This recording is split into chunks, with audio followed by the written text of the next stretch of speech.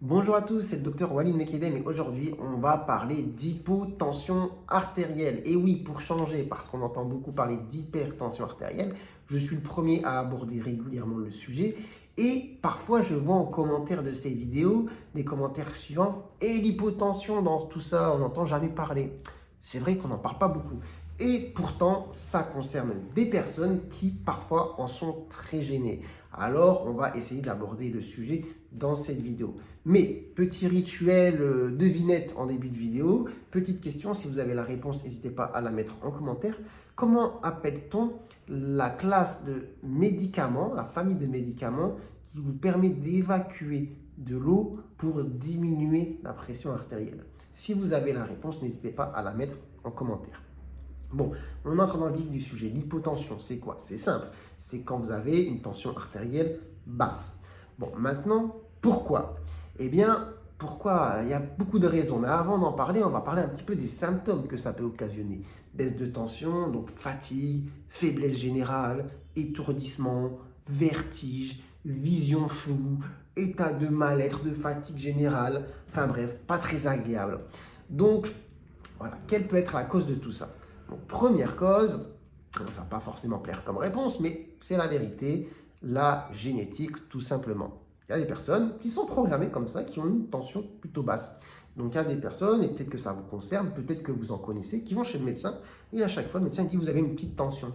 Ok, j'ai une petite tension, mais j'ai pas de problème, ça va. Et effectivement, vous n'avez pas de problème, ça va bien. Mais c'est comme ça.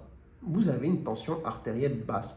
Bon, bah, c'est tout, hein. S'il n'y a pas de souci, que ça a toujours été le cas, c'est bien de le savoir, mais il ne faut pas s'en affoler. C'est la génétique, on est tous différents. Il y a des personnes qui sont programmées comme ça.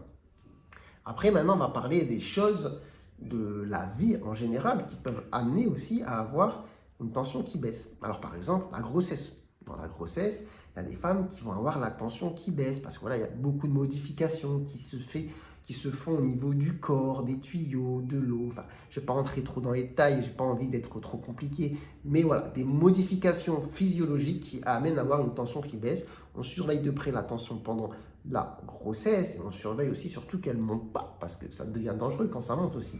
L'hypertension artérielle gravidique ou ce qu'on appelle la préclampsie, je ne vais pas trop rentrer dans les détails, mais c'est pas bon. Donc on surveille régulièrement la tension, mais parfois elle peut être basse. Bon, la grossesse, voilà, petite parenthèse, je ne vais pas dire une parenthèse, ça fait partie des choses à savoir.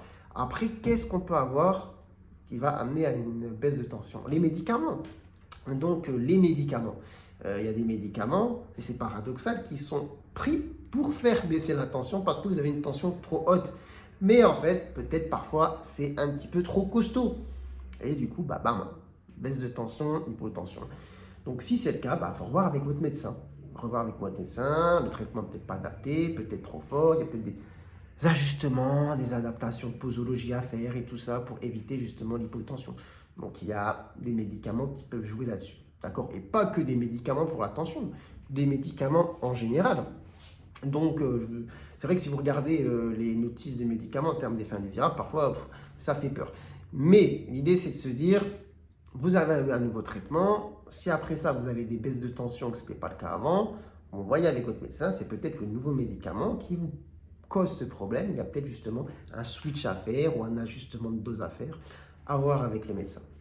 Ensuite, il y a des choses de la vie et des événements ponctuels qui peuvent amener aussi à avoir une baisse de tension. La déshydratation, la canicule, un exercice un sportif trop intense, je sais pas moi, vous avez beaucoup transpiré, vous n'avez pas bu assez, vous avez eu un traitement qui vous a fait évacuer trop d'eau, vous êtes tout sec, sec comme un pruneau sec.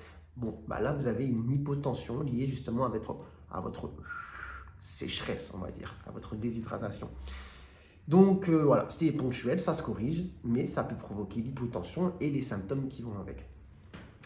Ensuite, de quoi on va parler? On va avoir des problèmes hormonaux, l'hypothyroïdie par exemple, problème de thyroïde, donc ça peut amener à avoir une hypotension qui va être chronique d'ailleurs si vous ne corrigez pas l'hypothyroïdie. Quelqu'un a une hypothyroïdie, il ne le sait pas, il y a d'autres symptômes aussi associés, il y a l'hypotension aussi associée. Bon, bah, le problème de base, c'était l'hypothyroïdie.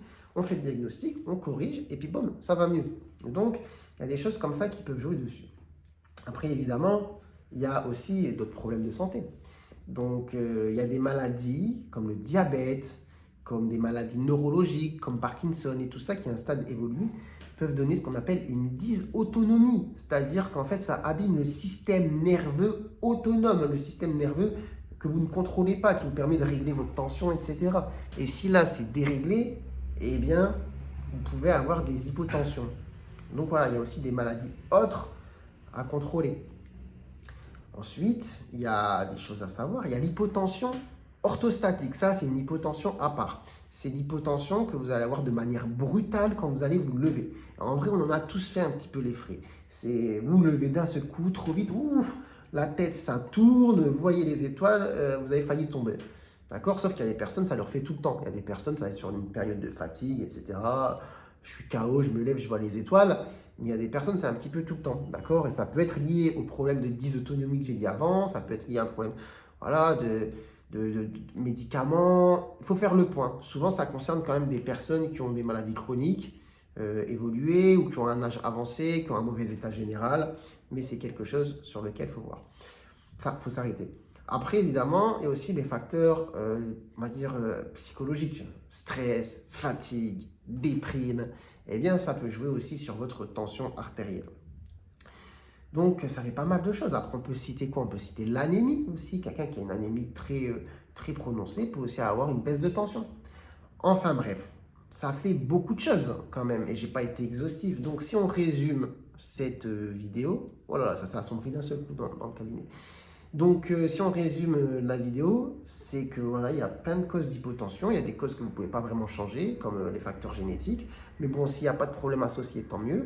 Il y a des causes très ponctuelles, comme par exemple la déshydratation. Il y a des causes qui peuvent être liées aux médicaments. Il faut faire un petit peu le point. Il y a des causes qui peuvent être liées à d'autres problèmes de santé, d'autres maladies. Voilà, donc, dans tous les cas, il faut prendre le taureau par les cornes et faire le point avec son médecin.